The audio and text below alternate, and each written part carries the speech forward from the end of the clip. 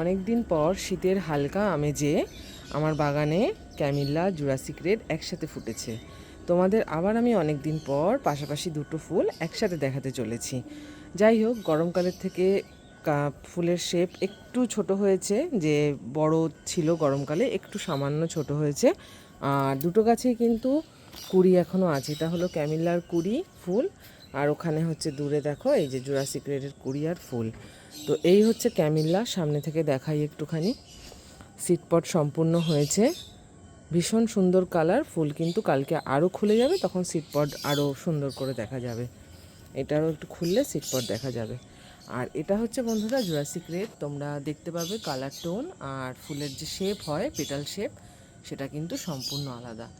এবং জুরাসিক রেডের কালারটা কিন্তু একটু মানে ডিপ মেরুন ঘেঁষা আর কি। আর ক্যামিল্লার কালার হচ্ছে রানী কালার ঘেঁষা। তো এটা হচ্ছে বন্ধুরা জুরাসিক রেড।